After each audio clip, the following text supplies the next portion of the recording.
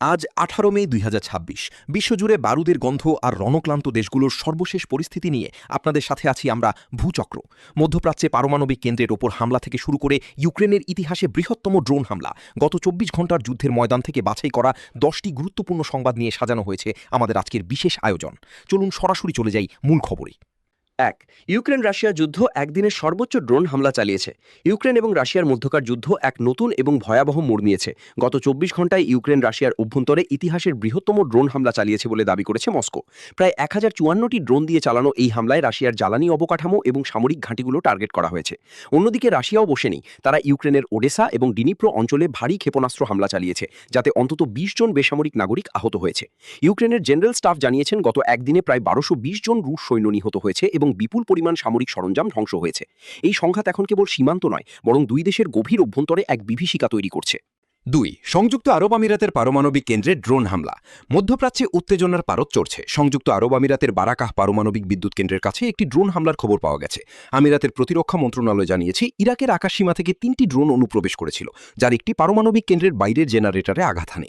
এতে একটি অগ্নিকাণ্ডের সৃষ্টি হলেও তেজস্ক্রিয়তার কোনো ঝুঁকি নেই বলে নিশ্চিত করেছে কর্তৃপক্ষ।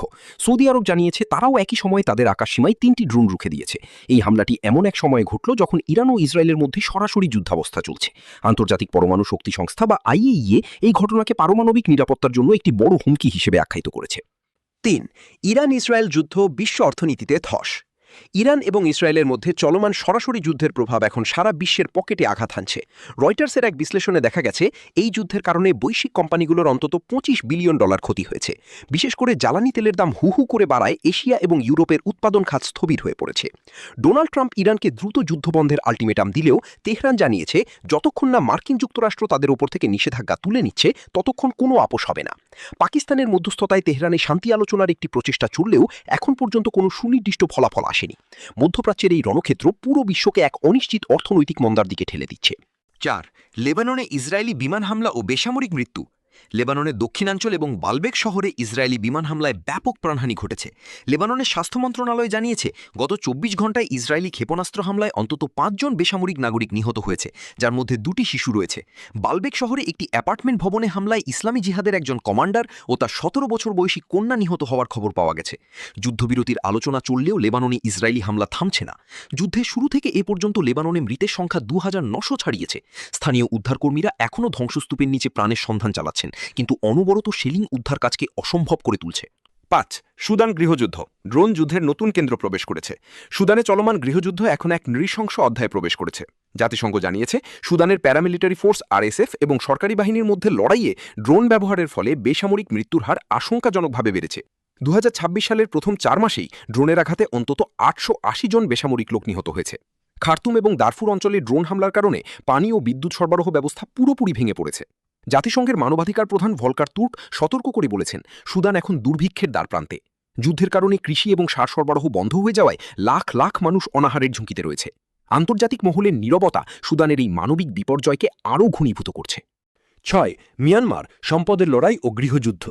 মিয়ানমারের গৃহযুদ্ধ এখন কেবল আদর্শিক লড়াই নয়, বরং প্রাকৃতিক সম্পদের নিয়ন্ত্রণের যুদ্ধে পরিণত হয়েছে। সামরিক জান্তা এবং বিদ্রোহী গোষ্ঠীগুলোর মধ্যে লড়াই এখন দেশটির জ্যাড, গ্যাস এবং খনিগুলোর নিয়ন্ত্রণকে কেন্দ্র করে আবর্তিত হচ্ছে। বিশ্লেষকরা বলছেন মিয়ানমারের সামরিক জান্তা তাদের যুদ্ধ পরিচালনার অর্থ যোগাতে অবৈধ খনিজ সম্পদ উত্তোলন ও পাচার করছে। এদিকে দেশটির কারাবন্দী নেত্রী অং সান সুচির স্বাস্থ্যের অবস্থা নিয়ে গভীর উদ্বেগ প্রকাশ করেছেন তার ছেলে। চীন এই সংকটে মধ্যস্থতা করার চেষ্টা করলেও স্থলভাগে সংঘাত থামার কোনো লক্ষণ নেই। সাধারণ মানুষ ঘরবাড়ি ছেড়ে জঙ্গলে আশ্রয় নিচ্ছে, যা প্রতিবেশী দেশগুলোতে শরণার্থী সংকট তীব্রতর করছে। ৭. লোহিত সাগরে সংঘাত ও জাহাজ চলাচল ঝুঁকি। লোহিত সাগরে হুতি বিদ্রোহীদের এবং পশ্চিমা নৌবাহিনীর মধ্যে সংঘর্ষ থামছে না। গতরাতে মার্কিন যুদ্ধজাহাজগুলো লোহিত সাগরে হুতিদের উৎক্ষেপণ করা 2টি জাহাজ বিধ্বংসী ব্যালিস্টিক মিসাইল ধ্বংস করেছে। এই উত্তেজনার ফলে সুয়েজ খাল দিয়ে পণ্য পরিবহন প্রায় 40% কমে গেছে, যা বিশ্বব্যাপী সাপ্লাই চেইনকে বাধাগ্রস্ত করছে। শিপিং কোম্পানিগুলো এখন আফ্রিকা ঘুরে দীর্ঘ পথ পাড়ি দিচ্ছে, যার ফলে আমদানিকৃত পণ্যের দাম বাড়ছে। এই নৌযুদ্ধ কেবল সামরিক নয়, বরং একটি বড় বাণিজ্যিক যুদ্ধে রূপান্তরিত হয়েছে, যার ভুক্তভোগী সাধারণ ভোক্তারা। 8 গাজা উপত্যকা বিরতিহীন সংঘাত গাজায় একটি অস্থায়ী যুদ্ধবিরতি চললেও ইসরায়েলি বাহিনী এবং ফিলিস্তিনি যোদ্ধাদের মধ্যে বিচ্ছিন্ন সংঘাত অব্যাহত রয়েছে। গত 24 ঘণ্টায় গাজার বিভিন্ন স্থানে ইসরায়েলি অভিযানে আরও 5 জন ফিলিস্তিনি নিহত হয়েছে। ইসরায়েলি প্রধানমন্ত্রী নেতানিয়াহু সাফ জানিয়ে দিয়েছেন, হামাসের প্রতিটি নেটওয়ার্ক ধ্বংস না করা পর্যন্ত তাদের অভিযান থামবে না। বর্তমানে গাজার অধিকাংশ হাসপাতাল অকেজো হয়ে পড়েছে এবং লাখ লাখ মানুষ ত্রাণের জন্য হাহাকার করছে। আন্তর্জাতিক ত্রাণ সংস্থাগুলো গাজায় প্রবেশের চেষ্টা করলেও নিরাপত্তার অভাবে তারা পিছু হটতে বাধ্য হচ্ছে। 9 রাশিয়া ইউক্রেন সীমান্তে সাইবার যুদ্ধ। অস্ত্রের লড়াইয়ের পাশাপাশি রাশিয়া এবং ইউক্রেনের মধ্যে এখন ভয়াবহ সাইবার যুদ্ধ চলছে। ইউক্রেন দাবি করেছে তারা রাশিয়ার প্রতিরক্ষা মন্ত্রণালয়ের গুরুত্বপূর্ণ ডেটাবেস হ্যাক করেছে। বিনিময়ে রাশিয়া ইউক্রেনের পাওয়ার গ্রিডগুলোতে সাইবার হামলা চালিয়েছে, যার ফলে দেশটির কয়েকটি প্রদেশে ব্ল্যাকআউট বা বিদ্যুৎ বিভ্রাট দেখা দিয়েছে। এই ডিজিটাল যুদ্ধ সাধারণ মানুষের জীবনযাত্রাকে বিপর্যস্ত করে তুলছে। বিশেষজ্ঞরা বলছেন, আধুনিক যুদ্ধের এই রূপটি শারীরিক যুদ্ধের চেয়েও বেশি ধ্বংসাত্মক হতে পারে, কারণ এটি পুরো দেশের ব্যাংকিং এবং যোগাযোগ ব্যবস্থা নিমেষেই অচল করে দিতে সক্ষম। 10 কঙ্গো ও উগান্ডা সংঘাতের মধ্যে ইবোলা আতঙ্ক। যখন যুদ্ধ এবং সংঘাত আফ্রিকাকে জর্জরিত করছে, ঠিক তখনই ডেমোক্রেটিক রিপাবলিক অফ কঙ্গো এবং উগান্ডায় ইবোলা প্রাদুর্ভাবকে বৈশ্বিক স্বাস্থ্য জরুরি অবস্থা ঘোষণা করা হয়েছে। সশস্ত্র বিদ্রোহী গোষ্ঠীগুলোর কারণে এই অঞ্চলগুলোতে স্বাস্থ্যকর্মীরা পৌঁছাতে পারছেন না। যুদ্ধের কারণে ঘরবাড়ি হারানো বাস্তুচ্যুত মানুষের ভিড় এই ভাইরাস সংক্রমণের ঝুঁকি বহুগুণ বাড়িয়ে দিয়েছে।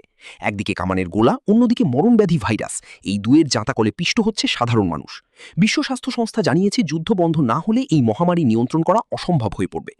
এই ছিল আজকের বিশ্বজুড়ে চলমান সংঘাতের সর্বশেষ খবরাখবর। যুদ্ধ কখনোই সমাধান নয়, বরং বয়ে আনে দীর্ঘস্থায়ী ক্ষত।